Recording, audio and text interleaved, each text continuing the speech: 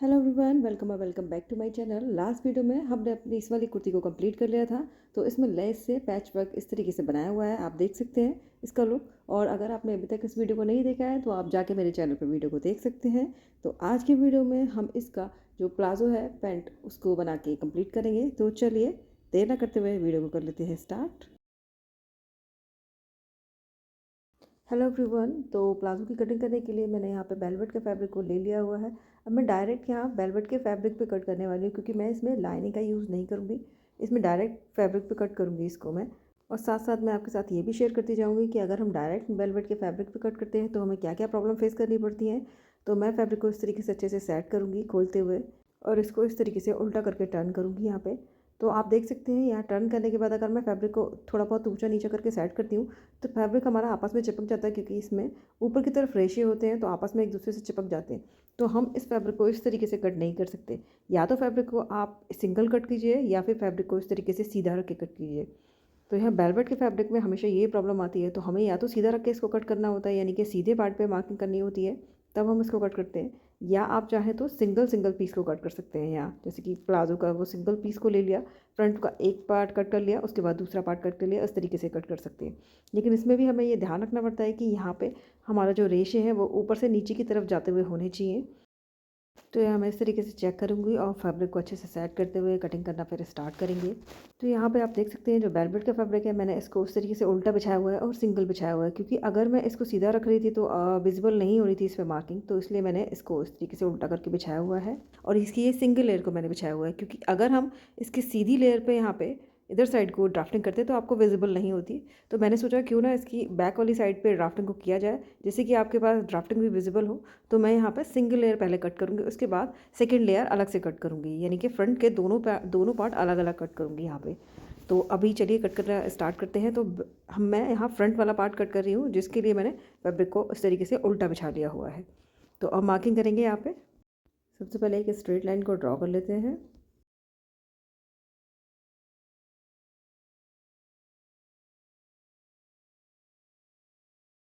तो जो straight line draw की है यहाँ से लेंथ के लिए मार्क करेंगे। तो जितना भी आपका लेंथ है उसमें से आप बेल्ट को माइनस करेंगे, और उसके बाद आपको जितना भी नीचे फोल्डिंग का चाहिए उसमें आप हाफ इंच ऐड करके फिर मार्क करेंगे यहाँ पे।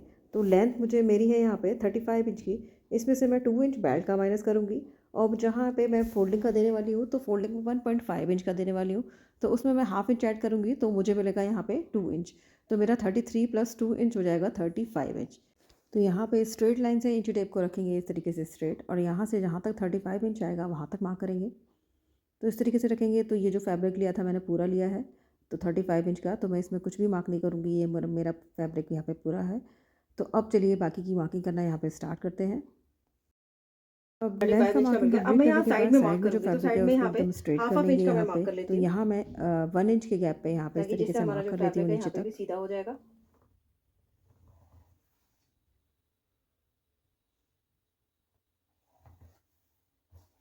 इस तरीके से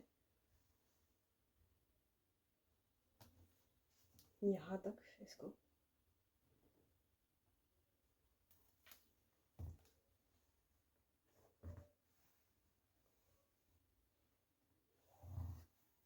यहाँ तक इसको हम सीधा कर लेंगे फैब्रिक को। तो ये देखिए इस तरीके से हमारा फैब्रिक यहाँ तक सीधा हो गया। अब मार्किंग करेंगे यहाँ पे क्रॉच लेंथ के लिए।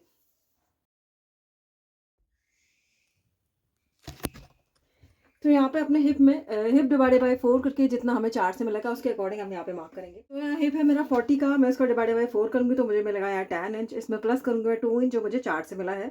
आपने अगर मेरी प्रीवियस वीडियो को नहीं देखा है तो आप मेरे चैनल पर जाकर वीडियो को देख सकते हैं, इसमें आपको पता लग जाएगा कि आपको किस तरीके से यहाँ पे मार्किंग करनी है। तो उसमें माइनस करेंगे बेल्ट का जो कि होगा 1.5 इंच। तो 1.5 इंच तो 10.5 इंच मुझे मिला, और 1 इंच ही मिला उसका, तो मुझे मिला यहाँ पे 11.5 इंच। तो जो स्ट्रेट लाइन ड्रॉ की है यहाँ से इस तरीके से स्ट्रेट रखेंगे, तो यहाँ पे मार्क करेंगे 11.5 इंच पे। सेम मार्क हमें यहाँ पे भी लगा लेना है, ताकि हमें जो लाइन मिलेगी वो एकदम स्ट्रेट मिलेगी। तो 11.5 इंच पे ये मार्क लगा लिया। दोनों मार्क को ध्यान में रखते हुए यहाँ पे लाइन को कर देते हैं इस तरीके से ड्रॉ।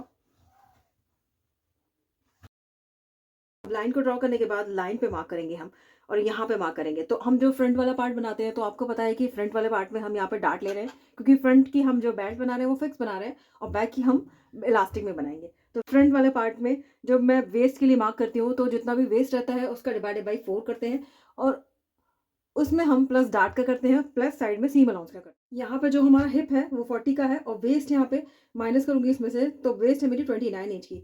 तो मुझे इसके बीच का गैप कितना मिला? 11 इंच का गैप मिला मुझे। कि मुझे कितना यहाँ पे डार्ट लेना है। तो यहाँ 11 इंच का गैप मिला, तो यानी कि मेरा जो गैप आएगा वो इस वाली लाइन में आएगा, लास्ट लाइन में। तो मैं यहाँ फ्रंट वाला पार्ट बना रही हूँ, तो फ्रंट वाले पार्ट में डार्ट कितना लूँगी? 1.5 इंच का।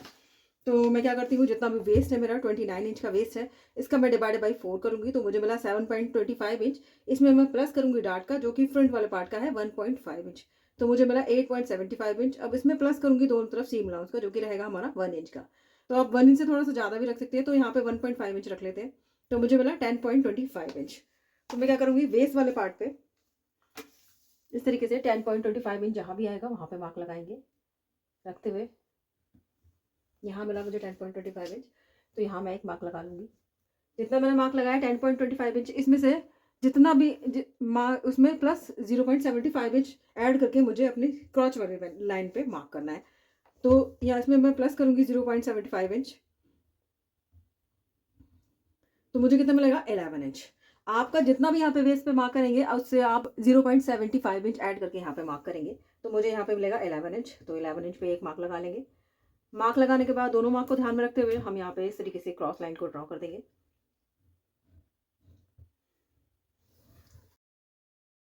ड्रॉ करने के बाद यहाँ पे जो लाइन है इसको हम आगे की तरफ इस तरीके से एक्सटेंड कर लेंगे। अब यहाँ पे अपना आउटसाइड के लिए मार्क करेंगे। तो मेरी साइज में आउटसाइड के लिए मार्क आता है 3 इंच पे, तो यहाँ से रखते हुए मैं 3 इंच पे मार्क करूँगी। तो इस तरीके से 3 इंच पे मैंने मार्क लगाया। अब क्या करेंगे, इस वाली लाइन का हम निकालेंगे सेंटर, तो यहाँ से लेके यहाँ तक होल्ड करेंगे, मार्क करेंगे सेंटर पे। मार्क करने के बाद वापस से यहाँ पे इतने पार्ट का और सेंटर निकालेंगे, फोल्ड करते हुए सेंटर निकाल लिया मैंने। अब ये सेंटर निकालने के बाद यहाँ से बाहर की तरफ हम क्रॉस मार्क लगाएंगे। तो क्रॉस मार्क लगाने के लिए लाइन को कर लेते हैं ड्रॉ। लाइन ड्रॉ करने के बाद यहाँ से बाहर की तरफ क्रॉस मार्क करेंगे, तो यहाँ मेरे साइज के अकॉर्डिंग यहाँ पे क्रॉस मार्क आएगा 1 इंच का। तो मैंने इस तरीके से 1 इंच का क्रॉस मार्क लगा लिया। अब इस मार्क को ध्यान में रखते हुए यहाँ पे हम शेप को कर देंगे ड्रॉ। तो ये जिस तरीके से फिट बैठेगा यहाँ पे, उस तरीके से रखते हुए इसको शेप को करेंगे ड्रॉ इस तरीके से। तो आप देख सकते हैं, तो यहाँ पे मैंने शेप ड्रॉ कर लिया। यहाँ पर ड्रॉ शेप हमारी ड्रॉ हो गई है। अब शेप को ड्रॉ करने के बाद जो ये वाली लाइन है इसका हम निकालेंगे यहाँ पे सेंटर। तो यहाँ से लेके यहाँ तक की लाइन का हम इस तरीके से फोल्ड करते हुए सेंटर पे मार्क करेंगे। तो यहाँ से फोल्ड करेंगे, सेंटर पे जितना भी मिलेगा वहाँ मार्क करेंगे। चेक करेंगे कि हमें यहाँ पे कितना मिला है। तो यहाँ मुझे मिला है 7.1 इंच। तो सेम यहाँ से नीचे की तरफ 7.1 इंच पे मार्क लगाएंगे।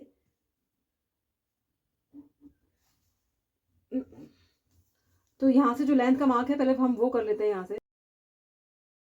तो यहाँ से लेके यहाँ तक बेल्ट को निकालने के बाद मुझे यहाँ मिलेगा 33 इंच। तो यहाँ से रखते हुए 33 इंच पे एक मार्क लगाएंगे लेंथ के लिए। और मार्क लगाने के बाद इस वाले मार्क को यहाँ से कर देंगे इस तरीके से स्ट्रेट।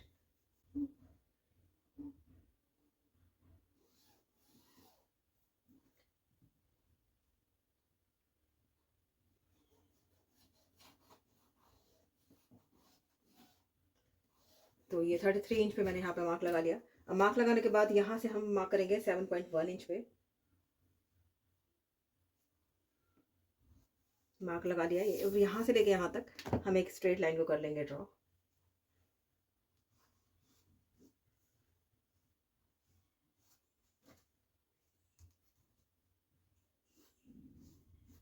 तो ये मैंने यहाँ पे मार्क लगा लिया। अब हम क्या करेंगे, हम चेक करेंगे कि हमें यहाँ पे कितना गैप मिला है, या फिर आप चाहें तो अपने बॉटम राउंड के अकॉर्डिंग मार्क कर सकते हैं। तो यहाँ जो बॉटम राउंड है मेरा 14 इंच का बॉटम राउंड है, तो 14 इंच का हाफ निकालेंगे तो हमें कितना मिलेगा यहाँ पे, फोर्थ पार्ट। 14 इंच का फोर्थ पार्ट निकालेंगे यहाँ पे। तो इस तरीके से फोल्ड करेंगे, 14 इंच का फोर्थ पार्ट मुझे यहाँ मिलेगा 3.5 इंच। तो मैं क्या करूँगी, यहाँ से रखते हुए सेंटर वाले पॉइंट से 3.5 इंच जहाँ भी आएगा वहाँ पे एक मार्क लगाऊंगी। और इसमें 3.5 इंच में ऐड करेंगे हाफ इंच। तो मुझे भी कितना मिलेगा यहाँ पे, 3.5 इंच में हाफ इंच ऐड करूँगी तो मुझे मिलेगा 4 इंच। तो मैं 4 इंच पे यहाँ पे मार्क लगाऊंगी। तो अब क्या करेंगे, इतना मार्क लगाने के बाद क्योंकि हम हल्का सा लूज फिट बना रहे हैं तो इसमें हमें नी के मेजरमेंट की जरूरत नहीं पड़ेगी। अब ये दोनों मार्क लगाए थे, इसका जो सेंटर हम अपने अकॉर्डिंग मार्क करेंगे और यहाँ से चेक करेंगे कि हमें ये हिप में 1 और 1.5 इंच की लूजिंग ऐड मिलनी चाहिए। तो हम ये इससे चेक कर सकते हैं। तो ये मुझे यहाँ पे हिप में लूजिंग थोड़ी सी ऐड मिल रही है, मुझे थोड़ी ज़्यादा ऐड करनी पड़ेगी इसमें लूजिंग। तो आप देख सकते हैं क्योंकि हिप हमारा 40 का, उसका हम फोर्थ पार्ट में देखेंगे तो मुझे यहाँ 10 इंच मिला, तो इसमें मुझे 1 या 1.5 इंच की लूजिंग एक्स्ट्रा मिलनी चाहिए यहाँ पे। तो मैं यहाँ 11 इंच तक मार्क लगा लेती हूँ। ये देखिए इस तरीके से 11 इंच हमारा यहाँ आ रहा है। ये मैंने 11 इंच पे मार्क लगा लिया क्योंकि यहाँ मुझे लूजिंग 1 इंच तक तो मिले कम से कम। तो ये मैंने मार्क लगा लिया। अब यहाँ से इस वाले मार्क को और इस वाले मार्क को ध्यान में रखते हुए हम शेप को ड्रॉ कर लेंगे। तो पहले यहाँ से शेप को ड्रॉ करेंगे इस तरीके से रखते हुए।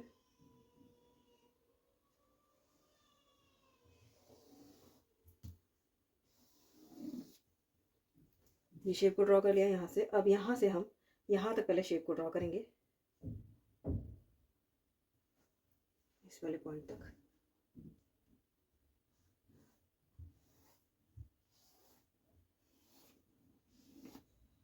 और यहाँ से इस तरीके से घुमाते हुए यहाँ से हाफ इंच नीचे की तरफ को शेप को हम इस तरीके से बना देंगे।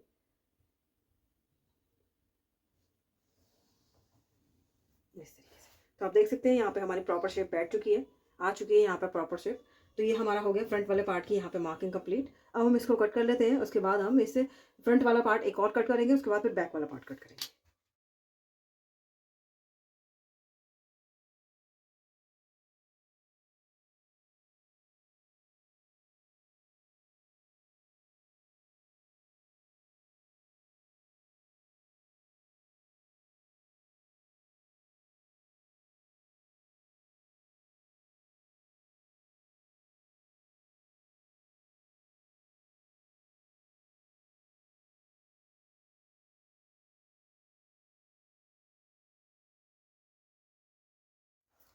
तो यहाँ आप देख सकते हैं ये जो फ्रंट वाला पार्ट है मैंने इसको बिछा लिया हुआ है। ये देखिए इस तरीके से इसके ऊपर अच्छे से सेट कर लिया हुआ है। और मैंने यहाँ बैक वाले पार्ट की मार्किंग को कंप्लीट कर लिया। अब मैं आपको बता देती हूँ कि मार्किंग किस तरीके से करनी है। फ्रंट वाले पार्ट को अच्छे से सेट कर लिया, तो सबसे पहले अपने वेस्ट वाले पार्ट पे मार्किंग करते हैं। तो वेस्ट वाले पार्ट पे हमने एक स्ट्रेट लाइन ड्रॉ की इस तरीके से रखते हुए। एक स्ट्रेट लाइन को यहाँ पे ड्रॉ कर लिया। ये स्ट्रेट लाइन मैंने यहाँ पे ड्रॉ कर ली। अब इस वाली लाइन पे मैंने किस तरीके से मार्क करना है वो देखना है। तो यहाँ पे हम अपना बैक वाला पार्ट, हम जब इलास्टिक का बनाते हैं तो हम यहाँ पे अपना हिप वाला मार्क करते हैं, क्योंकि हम यहाँ पे बैक वाले पार्ट में डार्ट नहीं ले रहे हैं क्योंकि हमारी फिक्स बैठ नहीं है। तो हम जब इलास्टिक वाला बनाते हैं तो यहाँ पे हम मार्क करते हैं अपना हिप वाला मार्क करते हैं यहाँ पे। तो मेरा हिप है 40 का और जो वेस्ट है वो 29 इंच की है। तो किस तरीके से करेंगे यहाँ पे मार्क, यहाँ पे किस तरीके से मार्क करेंगे, यहाँ पे देखेंगे कि यहाँ पे हम अपने हिप में से वेस्ट का हाफ पार्ट माइनस करते हैं यहाँ पे। तो पहले वेस्ट मार्क कर लेते हैं। तो वेस्ट है 29 इंच का, उसका हाफ पार्ट निकालेंगे हम यहाँ पे, डिवाइडेड बाई 2 करेंगे तो मुझे मिला 14.5 इंच। अब 14.5 इंच को 40 में से माइनस करेंगे आप, क्योंकि 40 हमारा हिप है।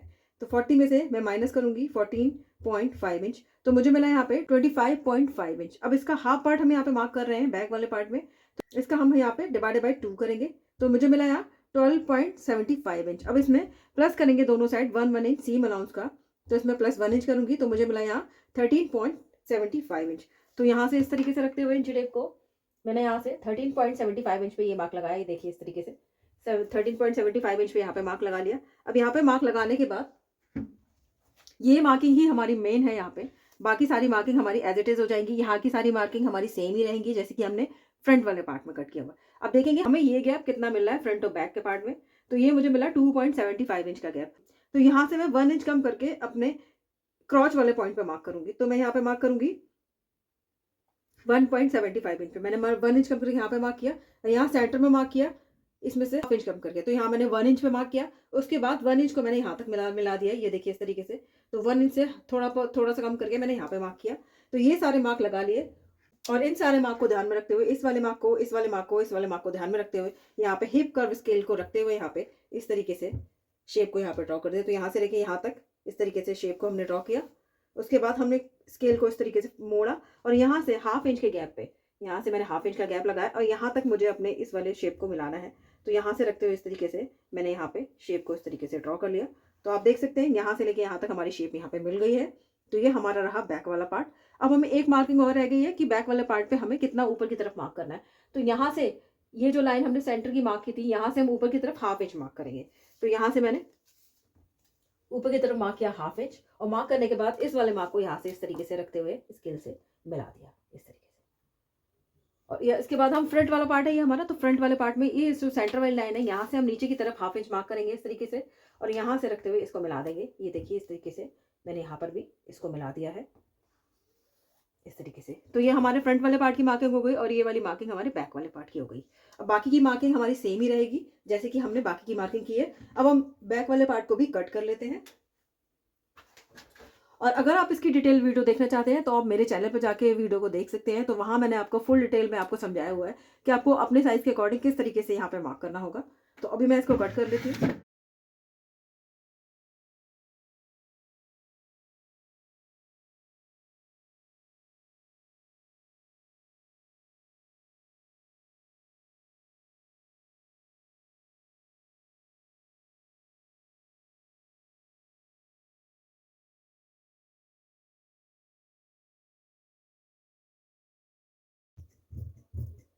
इस तरीके से हमने बैक वाला पार्ट भी कट कर लिया, फ्रंट वाला पार्ट कट कर लिया। अब फ्रंट वाले पार्ट को यहाँ से हटा लेंगे और बैक वाले पार्ट को वापस से सेट करेंगे इस पे। फैब्रिक को इस तरीके से वापस से इसी तरीके से हमने रखना है। यहाँ पे हमें इसको पलटी नहीं करना है। वैसे हम पलटी करके फैब्रिक पे फिर प्लेस करते थे, और इसको हम इस तरीके से ही सेट करेंगे यहाँ पे, और इसी के ऊपर इस तरीके से इसको पलटी करके रखेंगे। तो ये हमारे इस तरीके से जा रहे हैं बुर, और यहाँ पर भी हमारे इस तरीके से ही जा रही है। तो इसको ध्यान में रखते हुए हमें करना है यहाँ पे, वरना हमारा जो शाइनिंग रहेगी वो एक साइड मैट हो जाएगी और एक साइड शाइनिंग में हो जाएगा फैब्रिक। छोड़ना नहीं मुझे, उसको कट कर लेंगे यहाँ पे।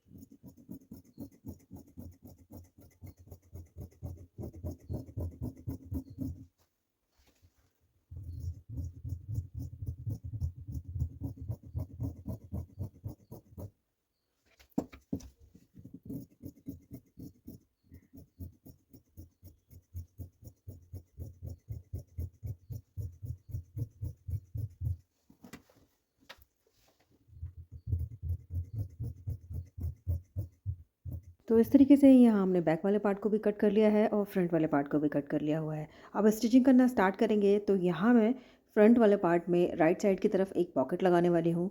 तो पॉकेट के लिए मैंने ये लाइनिंग का फैब्रिक है, इसको ले लिया है और इसको इस तरीके से रख के यहाँ पे स्टिच करेंगे। तो ये जो फैब्रिक लिया है इसे मैंने डबल में लिया हुआ है, लेंथ में 12 इंच का और विड्थ में लिया हुआ है ये मैंने 7 इंच का। यहाँ अब जो यहाँ पे पॉकेट बनाने रखेंगे के इस लिए तरीके मैंने से मार्क लगाया और हुआ यहाँ पे है, ये पॉकेट पे मैंने जहाँ पे अंदर की मार्क तरफ लगाया हुआ है वहाँ पे हम स्टिच 0.75 करेंगे। इंच पे लगाया हुआ है, और जो इसकी जो लेंथ ली हुई है मार्क की वो मैंने ली हुई है 5.5 इंच की।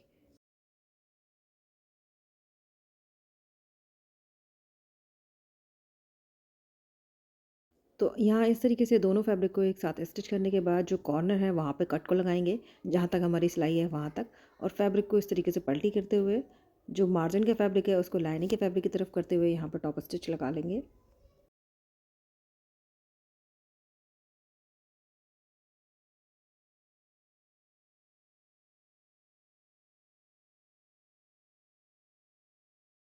तो यहाँ पर ये टॉप स्टिच लग गई है और फैब्रिक को इस तरीके से अंदर की तरफ को करेंगे, और करने के बाद इसको अच्छे से सेट करते हुए इसको डबल करते हुए यहाँ पर रखेंगे इस तरीके से सेट करते हुए, और हम साइड में जो हमारा ये कर्व शेप है यहाँ पर स्टिच लगा के पॉकेट को रेडी कर लेंगे।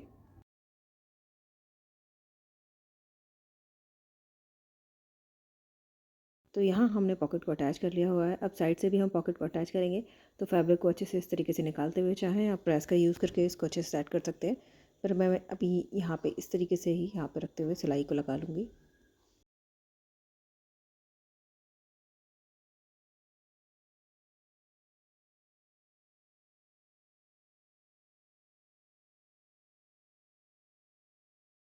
अब पॉकेट लगाने के बाद फैब्रिक को इस तरीके से अच्छे से रखेंगे यहाँ पे, और इसके ऊपर जो बैक वाला पार्ट है इसको रखते हुए साइड से हम स्टिच करेंगे।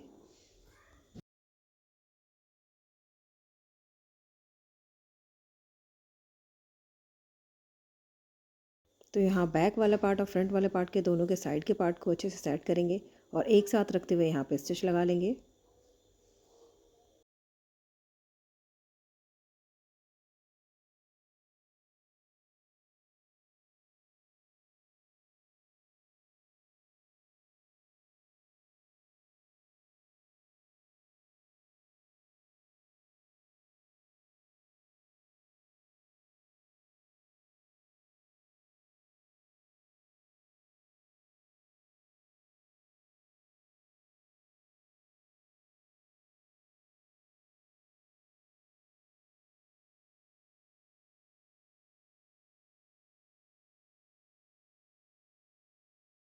तो यहाँ पे आप देख सकते हैं एक साइड का पार्ट मैंने स्टिच कर लिया हुआ है। सेम इसी तरीके से दूसरी साइड के पार्ट को भी स्टिच कर लेंगे। तो दोनों जो पैर हैं वो हमारे यहाँ पर रेडी हो जाएंगे। अब हम यहाँ पे जो फ्रंट वाला पार्ट है वहाँ पे हम डार्ट के लिए मार्क करेंगे। तो क्या करेंगे, यहाँ से लेके यहाँ तक पार्ट जो हमारा है फ्रंट वाला, इसका हम सेंटर निकालेंगे। इस तरीके से इंची टेप को ऑन फोल्ड करते हुए यहाँ करेंगे सेंटर पे मार्क। इस तरीके से सेंटर पे मार्क करने के बाद यहाँ से जो डार्ट है उसकी लेंथ लेंगे। तो मेरी साइज़ के अकॉर्डिंग डार्ट की जो लेंथ है वो 6.5 इंच की है। तो मैंने इस तरीके से 6.5 इंच पे मार्क लगा लिया। अब यहाँ से रखते हुए इस तरीके से चेक करेंगे तो ये हमें कितना मिल रहा है। तो पहले ऊपर चेक करेंगे, जितना हमें मिल रहा है सेम हमें नीचे उतना ही मार्क करना है। तो इस तरीके से 5.25 इंच पे मैंने मार्क कर दिया। मार्क करने के बाद यहाँ से लेके यहाँ तक, जहाँ तक हमें डार्ट की लंबाई लेनी है वहाँ तक इस तरीके से मार्क कर लेंगे। तो मार्क करने के बाद ये जो लाइन हमें मिली है इसके दोनों साइड हमें डार्ट के लिए मार्क करना है। यहाँ मेरे साइज़ के अकॉर्डिंग डार्ट 1.5 इंच का है, तो मैं दोनों साइड के लिए 0.75 इंच मार्क करते हुए नीचे से ½ इंच की दूरी पर यहाँ से इस तरीके से डार्ट के लिए मार्क कर लेंगे।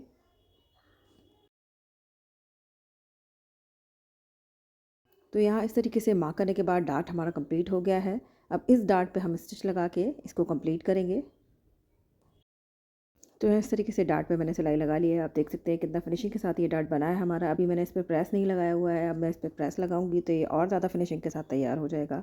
तो यहाँ मैंने दोनों साइड के लिए डार्ट लगा के कंप्लीट कर लिए हुए हैं।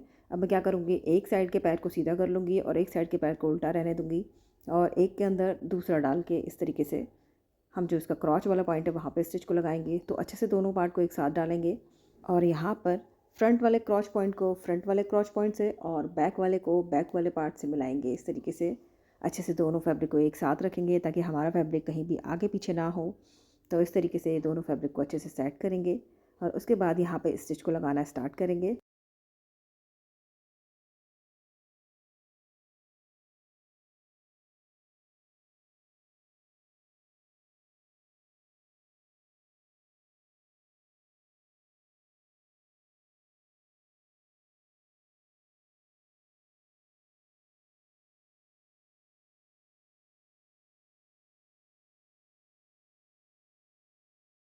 तो यहाँ क्रॉच पॉइंट पे हमेशा हम डबल स्टिच का यूज़ करते हैं। तो यहाँ मैं पहले सिंगल स्टिच लगा के उसके बाद फिर फैब्रिक को इस तरीके से फोल्ड करते हुए स्टिच को लगा लेती हूँ। आप चाहें तो डबल स्टिच लगा के इसको सिंपली छोड़ सकते हैं, ये आपका चॉइस है। तो क्रॉच पॉइंट को जॉइन करने के बाद हम बेल्ट के लिए जॉइन करेंगे। तो यहाँ बेल्ट के लिए मेरे पास फैब्रिक थोड़ा कम बचा था, तो मैंने अंदर की तरफ के लिए लाइनिंग के फैब्रिक का यूज़ किया है बेल्ट में, और बाहर की तरफ को मैं जो वेलवेट का फैब्रिक है उसी का यूज़ कर रही हूँ। अगर आपके पास पूरा फैब्रिक बचता है तो आप बेल्ट के लिए भी सेम फैब्रिक का यूज़ करेंगे। तो अभी मैं यहाँ पे फ्रंट वाली बेल्ट को जॉइन कर रही हूँ, उसके बाद मैं बैक वाली बेल्ट के लिए जॉइन करूँगी। तो फ्रंट वाली बेल्ट को अंदर से बाहर की तरफ को जॉइन करते हैं इस तरीके से, और जो बैक वाली बेल्ट रहती है उसको हम बाहर से अंदर की तरफ को जॉइन करते हैं। तो ये मैंने आपको पहले भी बताया हुआ है और वीडियोज़ में। तो अगर आपके लिए ये प्रोसेस बिल्कुल नया है तो आप मेरी और वीडियो में जाके देख सकते हैं जहाँ मैंने आपको डिटेल में बताया हुआ है। दोनों साइड बेल्ट को जॉइन करने के बाद हमारा प्लाजो रेडी हो जाएगा। इसके बाद मैं आपके साथ इसका फुल लुक शेयर करूँगी। देख सकते हैं यहाँ पे जो हमारा प्लाजो है वो पूरी तरीके से बन के रेडी हो गया है। ये बैक में हमने इसमें इलास्टिक दी हुई है इस तरीके से। यहाँ मैंने अंदर की तरफ लाइनिंग के फैब्रिक का यूज़ किया हुआ है क्योंकि मेरे पास फैब्रिक कम था, तो मैंने अंदर की तरफ लाइनिंग के फैब्रिक यूज़ कर लिया है। सेम यहाँ पर भी लाइनिंग के फैब्रिक का यूज़ करके इसको बनाया, और बाहर की तरफ मैंने यहाँ इस तरीके से वेलवेट के फैब्रिक का यूज़ करके इसको बनाया हुआ है। साइड में मैंने पॉकेट दी हुई है, देख सकते हैं आप। यहाँ पे इस तरीके से हमारी पॉकेट है, ये हमारी पॉकेट रहेगी यहाँ पे। और ये मैंने यहाँ पे डार्ट को दिया हुआ है दोनों साइड में, ये आप देख सकते हैं। तो यहाँ इस तरीके से ये हमारा डार्ट है, देख सकते हैं। पैंट का लुक हमारा कुछ इस तरीके का आएगा। इतना मस्त बन के आया है, दिखने में बहुत ही मस्त लग रहा है। आप देखिए, आप बताइएगा कमेंट बॉक्स में कमेंट करके कैसा लग रहा है ये। और बैक में इस तरीके से इलास्टिक है। तो ये हमारा पैंट है। तो कैसी लगी आपको आज की वीडियो, आप मुझे कमेंट बॉक्स में कमेंट करके बता सकते हैं। मिलते हैं नेक्स्ट वीडियो में किसी और स्टिचिंग प्रोजेक्ट के साथ। और तक के लिए bye bye and thank you for watching.